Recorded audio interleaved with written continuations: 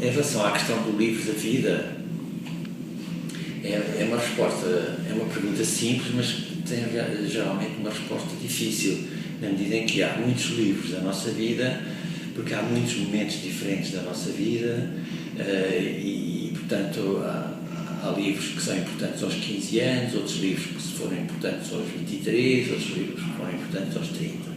Enfim, para concentrar tudo no Jorge Sena, um livro que foi muito importante para mim, porque foi uma obra, sobretudo na altura em que eu a li, que constituiu uma grande novidade para mim, não só do ponto de vista literário, mas também do ponto de vista dos temas que eram tratados, foi o Físico Prodigioso. Portanto, aquela ideia de uma obra concentrada num corpo prodigioso, porque ali o físico é não só o médico, no sentido medieval, mas é também um corpo que faz prodígios. Naquela fase da minha vida, com 20 e poucos anos, foi uma obra muito importante, porque é uma obra ao mesmo tempo que exalta muito o amor, as potencialidades do amor, a redenção pelo amor, e eu estava nessa época justamente, não é? Portanto, acho que podemos resumir essa obra. Mas depois houve outras obras muito importantes de outros autores. Por exemplo, uma obra, só para dar um exemplo, e não vou comentá-lo sequer, A Montanha Mágica, do Thomas Mann, não é? Que eu já tinha lido e que depois também reli numa altura em que passei um mau bocado na minha vida, que estive bastante doente, etc. E reli essa obra. E até fiz um curso de doutoramento com essa obra, na altura em que estava doente. E os alunos não sabiam que eu estava doente. E, portanto, foi fantástico eu ter uma espécie de obra em que eu estava apoiado, digamos assim, porque a literatura muitas vezes também funciona desse modo, não é?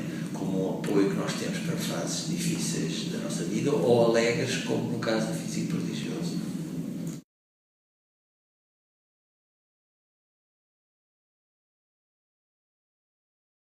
A minha apreciação é mesmo subjetiva, não é?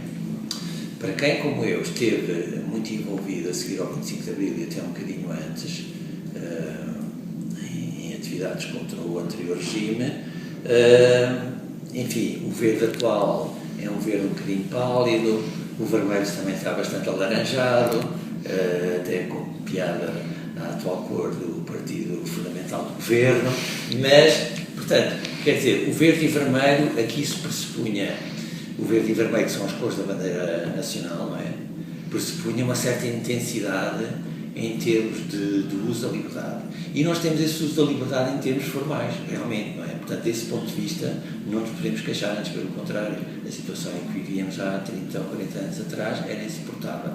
Só que essas liberdades formais das democracias, depois, para terem toda a sua plenitude, precisam de outro tipo de condições que, dadas as circunstâncias históricas que vivemos neste momento, não é? De dificuldade, fazem com que esse verde e esse vermelho empalideça. É por isso que eu dizia do empalidecimento. Porque empalidece porquê? Porque se uma pessoa vive com dificuldades económicas, se tem fome, se está desempregado, etc., pois tem as liberdades formais de poder votar, de poder manifestar-se, etc., mas isso não resolve a vida dessas pessoas, não é? Portanto, eu acho que para as cores verde e vermelhas ficarem vivas, é preciso também que a maior parte da vida das pessoas possa ser uma vida confortável, segura, no seu dia-a-dia.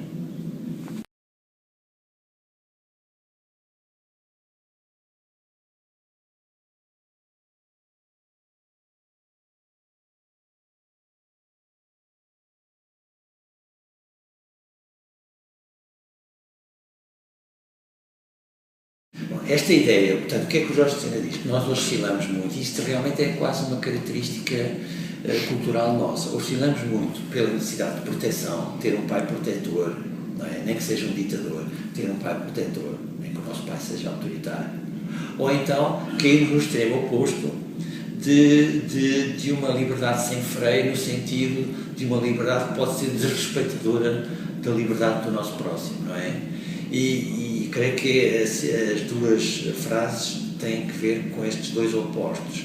E, de certo modo, nós também estamos 30 ou 40 anos de democracia, ainda é muito pouco para fazermos a aprendizagem desse equilíbrio, porque, no fundo, o que nós temos que chegar é esse equilíbrio. Temos autonomia e não dependemos de tutores e de pequenos ditadores ou de figuras autoritárias, seja na nossa vida pessoal ou na vida coletiva, mas, por outro lado, termos a nossa liberdade, ter sempre em conta a liberdade dos outros.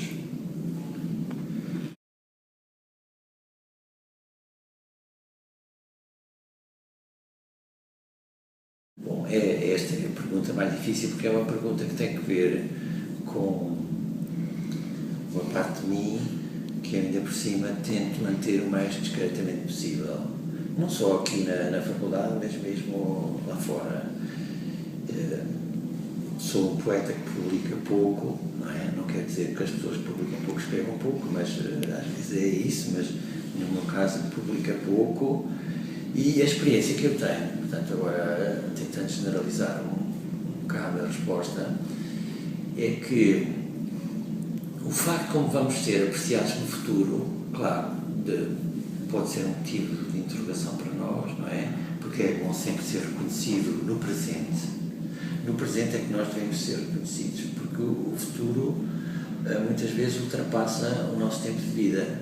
E aquilo que eu tenho verificado é que muitos autores, artistas, sejam cientistas, seja o que for, que não foram reconhecidos no seu tempo, acabam por ser muito reconhecidos em tempos posteriores.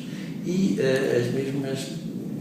mesmos artistas, ou outros artistas e cientistas e poetas, muito reconhecidos no seu tempo, acabaram por ser esquecidos pelos vindouros. Portanto, não sei bem o que vos diga. Se calhar é preferível não ser reconhecido agora e ser muito reconhecido mais tarde. Só que isso, evidentemente, não pode ser visto assim. Estou apenas a ironizar, porque é sempre bom ser reconhecido no seu tempo. Não é? Mas não me cabe a mim, as nossas obras não são apenas para nós. Sejam na literatura, seja nas artes plásticas, seja mesmo na ciência. As nossas obras são para os outros. E, portanto, têm que ser os outros a apreciarem e a reconhecerem-nos se o entenderem.